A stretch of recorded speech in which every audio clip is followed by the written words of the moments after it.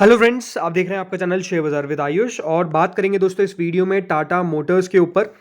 दोस्तों टाटा मोटर्स के ऊपर एक बहुत इंपॉर्टेंट बहुत बड़ी न्यूज़ निकल के आई है जिसके बारे में हम इस वीडियो में बात करेंगे, तो वीडियो को आप लोग पूरा ज़रूर देखिएगा। सो फ्रेंड्स, टाटा मोटर्स ने आज करीबन 989 रुपीज़ पर क्लोजिंग दी, करीबन 55 पैसे की तेज़ी आज हमको देखने को मिली। वैसे आज कुछ खास बड़ा मूव नहीं था, शुरुआत में ज़रूर स्टॉक में तेज़ी देखने को मिली क्योंकि 993 पर ये ओपन हुआ एंड देन 995 रुपीज़ तक का आपको ओवरऑल हाई भी लगता हुआ देखने को मिला, बट 980 का लो भी लगाया दोस्तों स्टॉक ने आज। एंड ओवरऑल हम कह सकते हैं कि आज स्टॉक में ब्रेक इवन पे हमको क्लोजिंग देखने को मिली, ना ज़्यादा ऊपर ना ज़्यादा नीचे हमको आज क्लोजिंग देखने को मिली है। सो ठीक ठाक आज क्लोजिंग देखने को मिली, लेकिन कल एक बड़ा एक्शन टाटा मोटर्स में होने वाला है। क्यों? बिकॉज आज दोस्तों टाटा मोटर्स ने एक बहुत बड़ा अनाउंसमेंट कर दिया है। क्या है वो अनाउंसमेंट? वो है अनाउंसमेंट दोस्तों कंपनी के डी मर्जर को लेकर। जी हाँ, कंपनी अपने बिजनेस को डी मर्ज करती हुई नजर आएगी। इसका मतलब ये है कि कंपनी अपने बिजनेस को ब्रेक करती हुई नजर आएगी डिफरेंट डिफरेंट जो इसके कंपनीज है उसके अंदर। अब कैसे डीमर्ज होगा आपको ये बता देता हूँ। तो ये दोस्तों आप देख सकते हैं Tata Motors to demerge business into 2 listed entities. जी हाँ, टाटा मोटर्स अपने बिजनेस को 2 लिस्टेड एंटिटीज में बांटता हुआ नजर आएगा। अब कैसे ये बांटेगा ये समझना बहुत इंपॉर्टेंट है। देखिए, आज अनाउंसमेंट टाटा मोटर्स के द्वारा किया गया है आफ्टर मार्केट आवर्स। ठीक है, बाजार बंद होने के बाद ये खबर जो है वो निकल कर आई है। इस खबर के मुताबिक कंपनी अपने बिजनेस को कमर्शियल व्हीकल्स यानी दोस्तों जो ट्रक्स आपको देखने को मिलते हैं वो, और पैसेंजर्स में दोस्तों यहाँ पर जो कंपनी गाड़ियाँ बनाती है, भले उसमें इलेक्ट्रिक व्हीकल हो गई, भले उसमें पैसेंजर व्हीकल्स हो गई, सीवी हो गई, सब हो गया, सब उसमें दोस्तों आ जाएगी। सो कमर्शियल व्हीकल्स जो सीवीज है उसके अलावा जो भी दोस्तों कंपनी की गाड़ियाँ है जिसमें पैसेंजर व्हीकल का बिजनेस आता है उसको अलग अलग करने वाला है। इन 2 डिफरेंट डिफरेंट एंटिटीज बनेगी। एक जो होगी वो होगी दोस्तों यहाँ पे कमर्शियल व्हीकल्स की, और दूसरी जो होगी वो होगी पैसेंजर व्हीकल्स की। इस तरीके से 2 अलग अलग बिजनेस में आपको कंपनी जो है वो अपने बिजनेस को बांटती हुई नजर आने वाली है। अब जो पैसेंजर व्हीकल सेगमेंट है उसके अंदर याद रखिएगा, पैसेंजर व्हीकल्स हो गई, ईवी हो गया, जेएलआर हो गया, और उससे रिलेटेड इन्वेस्टमेंट्स हो गए जो पैसेंजर व्हीकल्स में आपको आते हुए नजर आएंगे।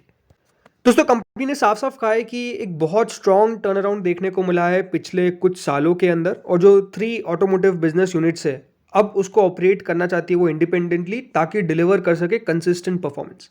ये जो डीमर्जर है दोस्तों ये हेल्प करेगा कंपनी को ताकि वो कैपिटलाइज कर सके बेटर अपॉर्चुनिटीज और मार्केट के अंदर और इनहांस कर सके उनका फोकस और एजिलिटी।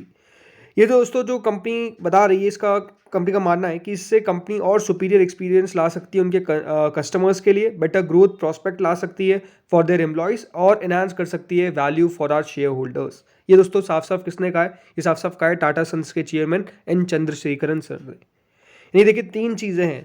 पहली क्या है? पहला तो ये है कि दोस्तों कंपनी अपने कस्टमर्स को बेटर यहाँ पर एक्सपीरियंस दे सकती है। दूसरा है कंपनी अपने एम्प्लॉयज़ के लिए और यहाँ पर हम कह सकते हैं ग्रोथ लाएगी। और तीसरा क्या है? उनके शेयर होल्डर्स के लिए और वैल्यू अनब्लॉक कर सकती है। तो 3 चीज़ है जिससे दोस्तों यहाँ पर कंपनी कोशिश कर रही है ताकि इस डी मर्जर से कंपनी को फ़ायदा हो, और ये 3 चीज़ें कंपनी चाहती है कि वो यहाँ पर टच कर ले, इसको अचीव कर ले। देखिए कोई भी कंपनी होती है वो करती क्यों है डीमर्जर, आपको समझना पड़ेगा। डीमर्जर होता है इसलिए बिकॉज दोस्तों कंपनी अपना वैल्यू अनब्लॉक कर सके। क्या कर सके? Value unblock. देखिए वैल्यू अनब्लॉक का मतलब ये समझिए, मान लीजिए देखिए कोई बिजनेस है, for example let's say x एक बिजनेस है, ठीक है, कार का ही लेते हैं। अब ये दोस्तों यहाँ पर कंपनी क्या करती है? 2 चीज़ें करती है। एक तो कमर्शियल व्हीकल्स बेच रही है, और क्या कर रही है? और दूसरा बेच रही है पैसेंजर व्हीकल्स। अब आप देख सकते हैं कि कमर्शियल व्हीकल्स में कंपनी को लग रहा है कि ठीक है ग्रोथ आ रही है, बट उतनी नहीं आ पा रही है जितना पैसेंजर व्हीकल्स में आ रही है। लेकिन क्योंकि देखिए दोनों सेगमेंट कंपनी ऑपरेट करती है, तो जो हम कह सकते हैं कमर्शियल व्हीकल्स में थोड़ा बहुत जो कंपनी को उतनी ग्रोथ अचीव नहीं हो पाती है, उसका असर देखिए पूरे बिजनेस पर हमको देखने को मिल जाता है।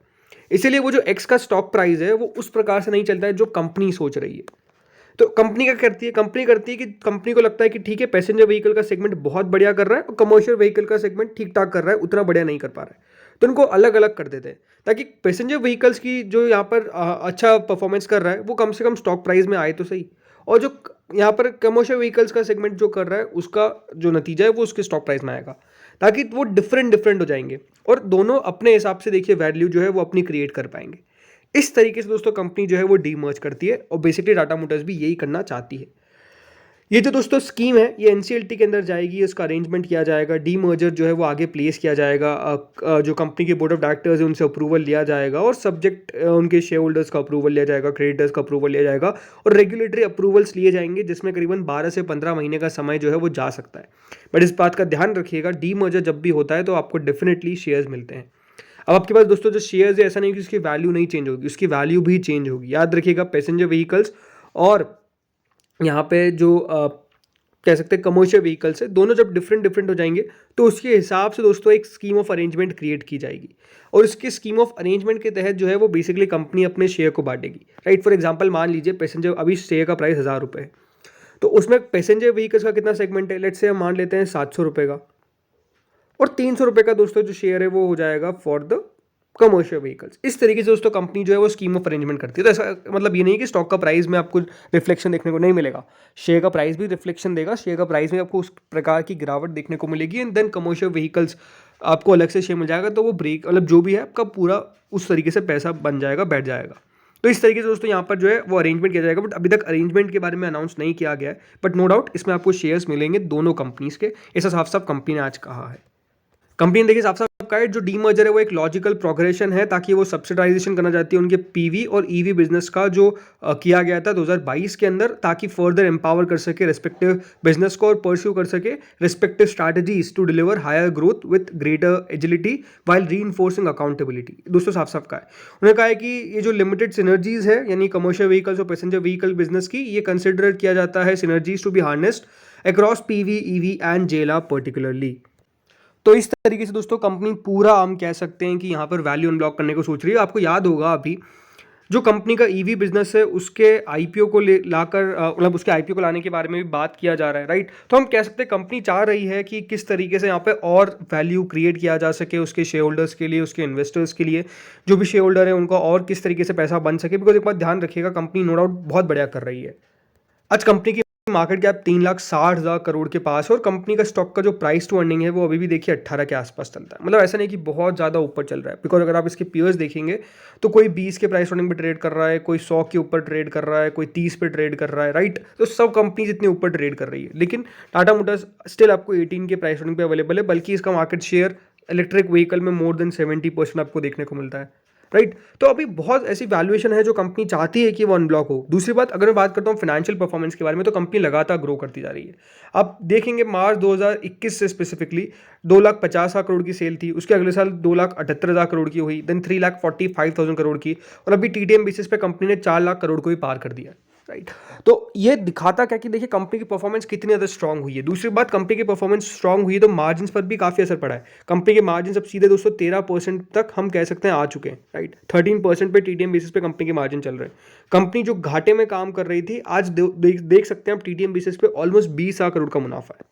तो इसलिए ग्रोथ तो हमको देखने को मिली है ना, और वही ग्रोथ दोस्तों अब कंपनी चाहती है कि उसको कैपिटलाइज किया जाए। देखिए मैं खुद भी एक डिस्क्लोजर देना चाहता हूँ कि मैं टाटा मोटर्स का शेयर होल्डर हूँ, ये सबको पता ही, अगर जो मैं वीडियो लगाया था टाटा मोटर्स पे देख रहे हैं, तो इसलिए देखिए मैंने इसमें इन्वेस्टमेंट भी किया था, ताकि मुझे लग रहा था बिकॉज एकमात्र ऐसी कंपनी थी पूरे टाटा ग्रुप की जो बढ़िया नहीं कर पा रही थी। लेकिन हम कह सकते हैं कि देखिए जब से एन चंद्रशेखरन जी ने पूरा संभाला है, उन्होंने काफ़ी देखिए कंपनीज को बढ़िया ट्रैक पर लेकर, और एग्जैक्टली अब हमको नज़र भी आ रहा है, राइट। इसलिए ग्रोथ कंपनी चाहती है कि उसको कैपिटलाइज करे और यहाँ पर कंपनी अपना पूरे बिजनेस को आगे बढ़ाना चाहती है, डेफिनेटली देखिए वैल्यू अनब्लॉक करना चाहती है। कल स्टॉक पे बड़ा अच्छा असर आपको पड़ता हुआ देखने को मिल सकता है इस खबर का, इसमें कोई दो राय नहीं है।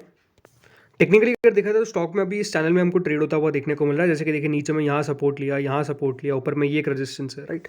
तो चैनल में हमको ट्रेड होता हुआ देखने को मिल रहा है स्टॉक में, और डेफिनेटली देखिए मूव तो लगातार अपवर्ड का ही देखने को मिल रहा है, वहाँ पर भी कोई डाउट नहीं है। बिकॉज आज ही शेयर ने ऑलमोस्ट देखिए अपना नया बाउन हफ्तों का हाई बनाया, ऑल टाइम हाई बनाया स्पेसिफिकली अगर कहा जाए तो। यही देखना है कि दोस्तों कल क्या 1,000 रुपीज़ के लेवल को पार कर पाता है। बहुत ज़्यादा चांसेस है कि देखिए कल हमको एक गैप अप ओपनिंग देखने को मिलेगी, राइट। तो वो गैप अप ओपनिंग कितने ऊपर तक जाती है वो देखने वाली बात है, बट हाँ एक अच्छी तेज़ी देखने को मिलेगी, बिकॉज ये जब भी देखिए बड़ा कॉर्पोरेट डेवलपमेंट होता है, कॉर्पोरेट एक्शन होता है, तो उसका असर हमको साफ साफ देखने को मिलता है। देखिए इंपॉर्टेंट यही कि शेयर का जो अभी 20 डे मूविंग एवरेज है 940 रुपये का, वो एक नीचे में सपोर्ट के तौर पर काम कर रहा है, जो बना रहा है। अगर वो लेवल बना रहा था तो बढ़िया बात है, कोई दिक्कत वाली बात नहीं है। तो लेट्स सी कल क्या होता है, बट नो डाउट एक अच्छा मूव हमको देखने को मिल सकता है टाटा मोटर्स के अंदर। तो फ्रेंड्स इस वीडियो में इतना ही था, होपफुल आपको वीडियो बढ़िया लगा होगा।